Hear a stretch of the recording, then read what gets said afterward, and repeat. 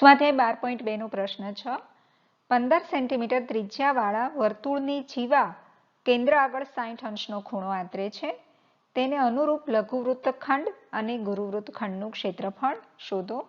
પાઈની કિંમત 3.14 લેવાની છે અને વર્ગમૂળ 3 1.73 લેવાના છે. તો સૌથી પહેલા તો આપણે લઘુવૃત્તાંશનું ક્ષેત્રફળ શોધીએ, ત્રિકોણ OABનું ક્ષેત્રફળ શોધીએ, તે પછી સહેલાઈથી લઘુવૃત્તખંડનું આપણને મળી જશે. તો આપણે શરૂ કરીએ છીએ લઘુવૃત્તાંશના ક્ષેત્રફળથી.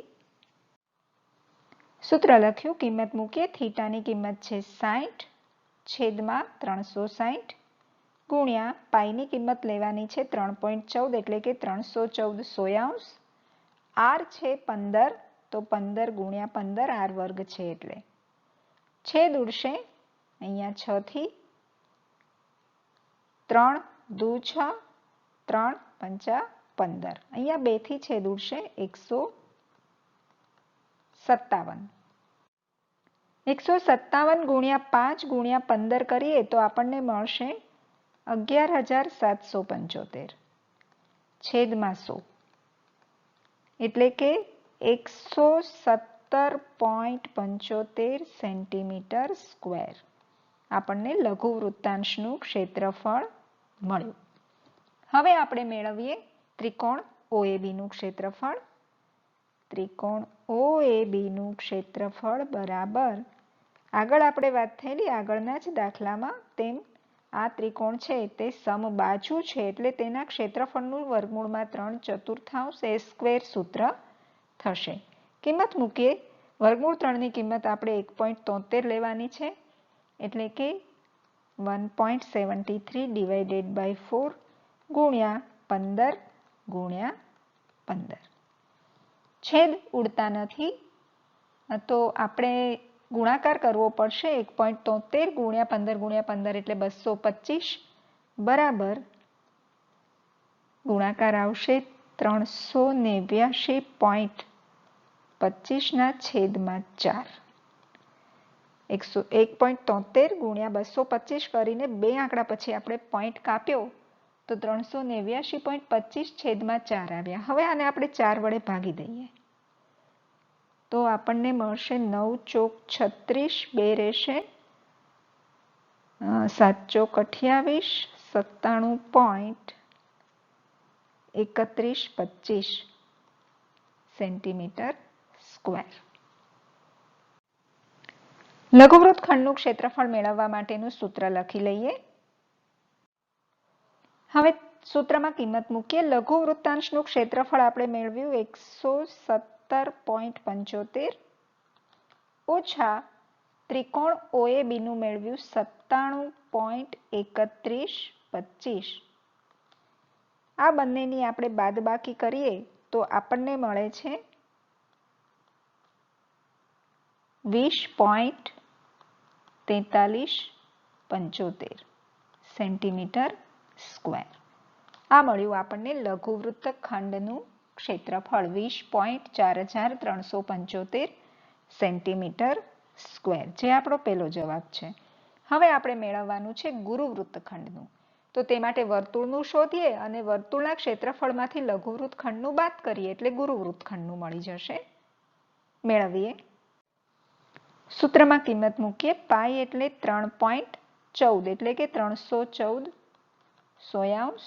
આર આપણો છે 15, 15 ગુણ્યા 15. અહીંયા છેદ પણ ઉડાડી શકીએ અને સીધું 314 ગુણ્યા 225 પણ આપણે કરી શકીએ. જેથી છેદમાં 100 હોય તો પોઈન્ટ કાપી શકાય. તો ગુણાકાર આવશે 70,650 છેદમાં 100 એટલે કે 706.50 સેન્ટીમીટર સ્ક્વેર. આ વર્તુળનું ક્ષેત્રફળ આપણને મળ્યું. હવે ગુરુવૃત્તખંડનું સૂત્ર લખીએ મેળવવાનું. તે સૂત્ર છે વર્તુળનું ક્ષેત્રફળ ઓછા લઘુવૃત્તખંડનું ક્ષેત્રફળ. તો વર્તુળનું આપણે મેળવ્યું 706.50 ઓછા લઘુવૃત્તખંડનું આપણે ઉપર જ અંડરલાઈન કરી છે 20.4375. આ બાદબાકી કરીએ તો આપણને મળશે 686.92 0,625 સેન્ટીમીટર સ્ક્વેર. તો આમ ગુરુવૃત્તખંડનું ક્ષેત્રફળ આપણને મળશે 686.0625 સેન્ટીમીટર સ્ક્વેર. બે વસ્તુ આપણે શોધવાની હતી, લઘુવૃત્તખંડનું ક્ષેત્રફળ અને ગુરુવૃત્તખંડનું ક્ષેત્રફળ, જે આપણે મેળવ્યું. સ્વાધ્યાય 12.2 નો પ્રશ્ન 7. 12 સેન્ટીમીટર ત્રિજ્યાવાળા વર્તુળની જીવા કેન્દ્ર આગળ 120 અંશનો ખૂણો આંતરે છે. તેને અનુરૂપ વૃત્તખંડનું ક્ષેત્રફળ શોધો. પાઈ બરાબર 3.14 અને વર્ગમૂળ 3 બરાબર 1.73 લો. અનુરૂપ એક વૃત્તખંડ જ શોધવાનો છે, તો સૌથી પહેલા આપણે વૃત્તાંશનું ક્ષેત્રફળ શોધીએ, પછી ત્રિકોણનું OABનું ક્ષેત્રફળ શોધીએ અને ત્યારબાદ સહેલાઈથી આપણને વૃત્તખંડનું ક્ષેત્રફળ મળી જશે. તો પહેલા આપણે વૃત્તાંશના ક્ષેત્રફળનું સૂત્ર લખીએ. હવે આ સૂત્રમાં કિંમત મૂકીએ. થીટા છે 120, અહીંયા 60 બતાવ્યું છે, તે ભાગ કર્યા છે 2, 60 અને 60 120, છેદમાં 360 ગુણ્યા પાઈની કિંમત લેવાની કઈ છે 314 સોયાંશ ગુણ્યા 12 ગુણ્યા 12. તો અહીંયા 3 થી છેદ ઉડશે અને અહીંયા 3 ચોક 12. એનો અર્થ 314 ગુણ્યા 4 ગુણ્યા 12 કરીને 100 વડે ભાગવા પડે. તો અહીંયા આપણને મળશે આ ગુણાકાર 15,072 છેદમાં 100. પોઈન્ટ કાપીએ તો 150.72 સેન્ટીમીટર સ્ક્વેર. આ આપણને મળશે વૃત્તાંશનું ક્ષેત્રફળ. હવે વૃત્તાંશના ક્ષેત્રફળ મળ્યા બાદ આપણે ત્રિકોણ OABનું ક્ષેત્રફળ મેળવવાનું છે. અહીંયા કેન્દ્ર આગળ આંતરેલો ખૂણો 120 છે, માટે ખૂણો A પણ 30 થશે અને B પણ 30 થશે.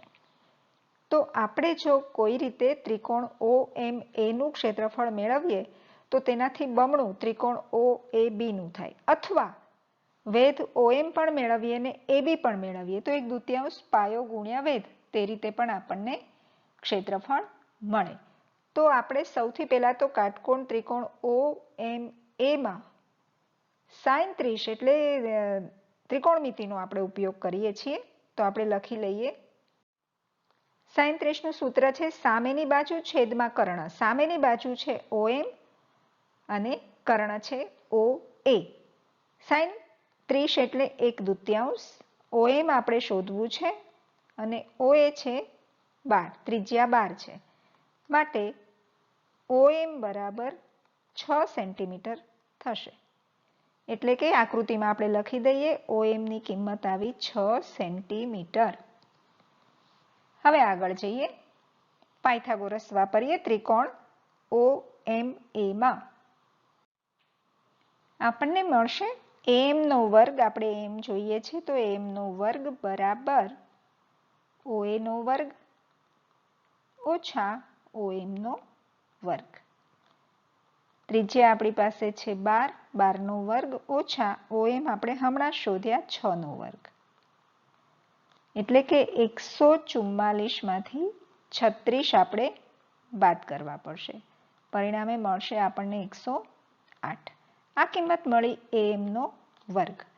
આપણે જોઈએ છે AM ની કિંમત, તો બંને તરફ વર્ગમૂળ લેવું પડે, એટલે કે વર્ગમૂળમાં 108 બરાબર 108ના હું જરા રફમાં ટુકડા પાડીને બતાવું તમને. તો આપણે 2 વડે ભાગીએ તો 54 આવશે, ફરીથી 2 વડે ભાગીએ તો 27 આવશે, 3 વડે ભાગીએ 9, ફરીથી 3 વડે ભાગીએ તો 3. આવા ટુકડા પડશે. વર્ગમૂળ લેવું છે એટલે 2 ની જોડી બને. તો 2 દુ 4 નું વર્ગમૂળ 2 ને 9 નું વર્ગમૂળ 3. તો 100 વર્ગમૂળમાં 108 એટલે 3 દુ 6 વર્ગમૂળમાં 3 આપણને મળે. હવે AM આપણને મળ્યું, આકૃતિમાં હું લખું છું 6 વર્ગમૂળમાં 3. AM અને MB સરખા છે તો MB પણ 6 વર્ગમૂળમાં 3 થાય, એટલે કે આખું AB આપણે જોઈતો હોય તો તે AM કરતા બમણો થાય, 2AM થાય.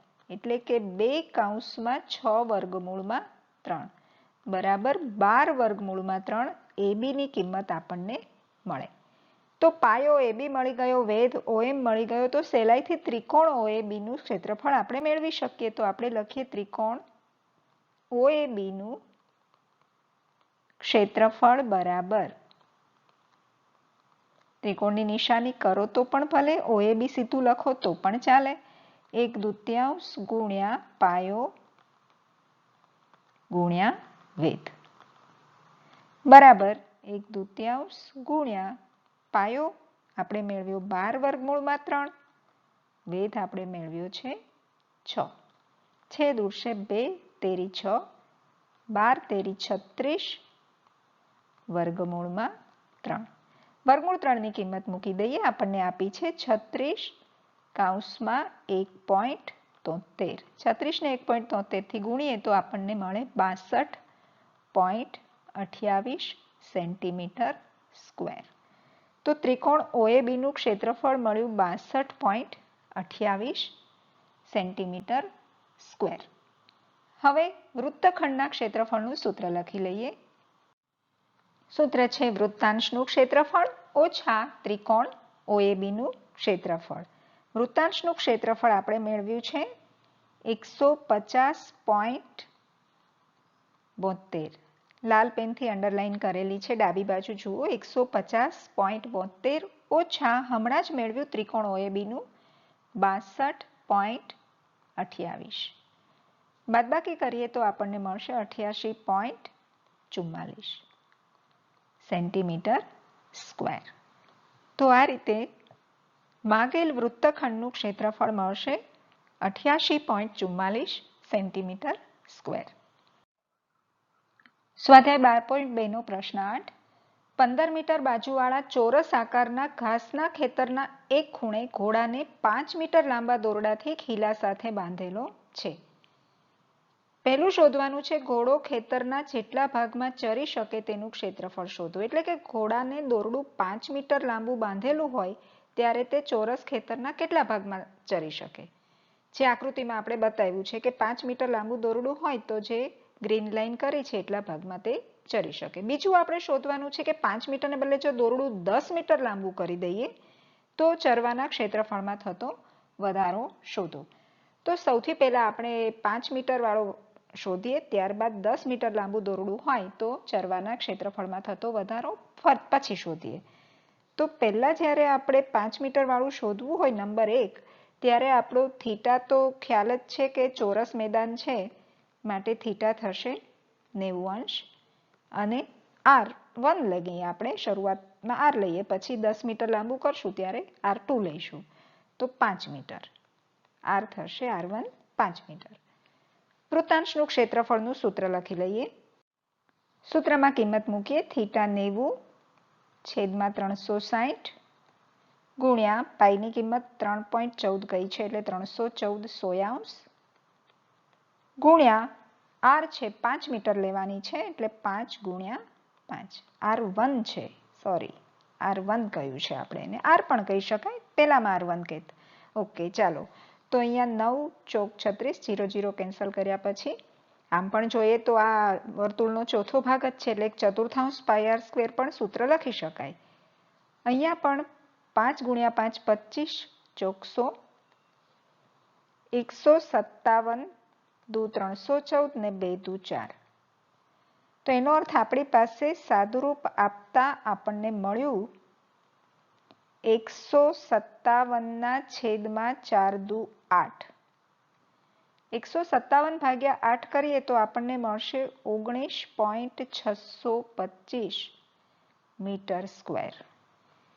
એટલે કે દોરડાની લંબાઈ જો આપણે 5 મીટર રાખીએ તો ઘોડો 19.625 મીટર સ્ક્વેર જેટલા ક્ષેત્રફળમાં ચરી શકે, જે આપણે લખી લીધું. હવે આપણે બીજો ભાગ શોધીએ, એટલે કે દોરડાની લંબાઈ 5 માંથી 10 કરી દઈએ એટલે થીટા તો 90 જ રહેવાનો છે. ત્રિજ્યા જે આપણી R1 હતી 5 મીટર તે હવે આપણે R2 લઈએ, 10 મીટર થઈ જશે ત્રિજ્યા. તો હવે વૃત્તાંશનું ક્ષેત્રફળ શોધીએ. આપણે એક કામ કરીએ, આ જે વૃત્તાંશનું ક્ષેત્રફળ આપણે મેળવ્યું, કારણ કે આપણે વધારો શોધવાનો છે ને, તો આને આપણે કહી દઈએ A1. હવે જે શોધશું તેને આપણે એરિયા 2 કહીશું. તો પહેલા તો સૂત્ર લખી લઈએ. હવે સૂત્રમાં કિંમત મૂકીએ તો 90/360 ગુણ્યા 314 સોયાંશ ગુણ્યા 10 ગુણ્યા 10. R2 ની કિંમત છે હવે 10. તો અહીંયા છેદ ઉડ્યા 9 ચોક 36 અને 0 0 ઉપર નીચે કેન્સલ થઈ જશે. 157 દુ 314 2 દુ 4. આપણને મળ્યું 157/2. 157 ને 2 વડે ભાગીએ તો આપણને મળે 78.5 મીટર સ્ક્વેર. તો આ જે ક્ષેત્રફળ આપણને ફરી મળ્યું તેને આપણે કહીએ છીએ A2. તો આપણે લખી શકીએ કે માટે ચરવાના ક્ષેત્રફળમાં થતો વધારો A1 માઇનસ A2 નહીં, સોરી, A2 માઇનસ A1 થશે. સુધારી લઈએ અને લખી લઈએ બરાબર. A2 છે 78.5. 10 મીટર રાખીએ આપણે દોરડું લાંબુ ત્યારે A2 મળે છે, એટલે મોટામાંથી આપણે નાનું બાદ કરીએ 19.625. બાદબાકી આપણને મળશે 58.875 મીટર સ્ક્વેર. તો ચરવાના ક્ષેત્રફળમાં થયેલો વધારો આપણને મળ્યો 58.875 મીટર સ્ક્વેર. આમ પહેલા પ્રશ્નનો જવાબ આપણને મળે છે 19.625 મીટર સ્ક્વેર અને બીજા પ્રશ્નનો જવાબ 58.875 મીટર સ્ક્વેર. સ્વાધ્યાય 12.2 નો પ્રશ્ન 9. ચાંદીના તારથી 35 મિલીમીટર વ્યાસવાળું વર્તુળ આકારનું એક બક્કલ જેવું ઘરેણું બનાવ્યું છે. આકૃતિમાં બતાવ્યા પ્રમાણે વર્તુળને 10 સમાન વૃત્તાંશમાં વિભાજિત કરે તેવા 5 વ્યાસ બનાવવામાં પણ તારનો જ ઉપયોગ કર્યો છે. તો જરૂરી ચાંદીના તારની કુલ લંબાઈ શોધો અને ઘરેણાના દરેક વૃત્તાંશનું ક્ષેત્રફળ શોધો. તો સૌથી પહેલા આપણે તારની કુલ લંબાઈ શોધીએ. તો સૌથી પહેલા પરિઘ શોધવો પડશે અને પછી 5 વ્યાસ અને એ બંનેનો સરવાળો કરીશું એટલે આપણને તારની કુલ લંબાઈ મળશે. તો આપણે શરૂ કરીએ. તો સૌથી પહેલા આપણે વ્યાસ આપ્યો છે 35 મિલીમીટર. તેની ત્રિજ્યા 35ના અડધા કર્યા એટલે ત્રિજ્યા મળી 35/2 મિલીમીટર. હવે આપણે પરિઘ શોધીએ. તો પરિઘ માટેનું સૂત્ર છે પરિઘ બરાબર 2πr બરાબર 2 ગુણ્યા 22 સપ્તમાંશ. r છે 35 દૂતીયાંશ. છેદ ઉડાડીએ તો 7 પંચા 35 અને 2 કેન્સલ થઈ જશે એટલે કે 22 ગુણ્યા 5 રહેશે. તેનો ગુણાકાર કરીએ તો 110 મિલીમીટર પરિઘનું માપ મળ્યું. હવે આપણે મેળવીએ 5 વ્યાસ. તો 5 ગુણ્યા વ્યાસ તે પણ તારથી જ બનાવેલા છે. તો 5 ગુણ્યા વ્યાસનું માપ છે 35. 5 ગુણ્યા 35 એટલે 175 મિલીમીટર. 110 અને 175 નો સરવાળો કરીએ તો તારની કુલ લંબાઈ મળે. તો આ રીતે આપણને પહેલા પ્રશ્નનો જવાબ મળશે. તારની કુલ લંબાઈ બરાબર 110 વત્તા 175 બરાબર 285 મિલીમીટર. મિલીમીટરને જો આપણે સેન્ટીમીટરમાં ફેરવીએ તો 10 મિલીમીટર બરાબર 1 સેન્ટીમીટર એટલે કે 28.5 સેન્ટીમીટર. બીજો પ્રશ્ન કરીએ. તો અહીંયા રકમમાં આપ્યું છે કે વર્તુળને 10 સમાન ભાગમાં વહેંચેલું છે એટલે કે આપણો જે થીટા થશે તે 360 ભાગ્યા 10 0 0 કેન્સલ એટલે થીટાની કિંમત આપણને મળશે 36 અંશ અને r તો આપણી પાસે છે જ 35/2 મિલીમીટર. તો દરેક વૃત્તાંશનું ક્ષેત્રફળ મેળવવાનું છે. તો દરેક વૃત્તાંશ કેન્દ્ર પાસે 36 નો ખૂણો બનાવશે. વૃત્તાંશનું ક્ષેત્રફળ બરાબર આપણું સૂત્ર છે થીટા છેદમાં 360 ગુણ્યા પાઈ r સ્ક્વેર. થીટા આપણે મેળવ્યો છે 36 છેદમાં 360 ગુણ્યા પાઈની વેલ્યુ 22/7 અને r છે 35/2, પણ r સ્ક્વેર છે માટે આપણે તે 2 વાર લખશું 35/2. તો અહીંયા થશે 10, 7 પંચા 35, 5 દૂ 10, 11 દૂ 22. એટલે કે આપણી પાસે અંશમાં વધ્યા 11 ગુણ્યા 35 અને છેદમાં વધ્યા 2 ગુણ્યા 2. તો 11 ગુણ્યા 35 ગુણાકાર કરીએ તો 385 મળશે અને 2 ગુણ્યા 2 4 મિલીમીટર સ્ક્વેર. તો આમ આપણને જવાબ મળશે કે ઘરેણાના દરેક વૃત્તાંશનું ક્ષેત્રફળ કેટલું થશે? 385 ચતુર્થાંશ મિલીમીટર સ્ક્વેર.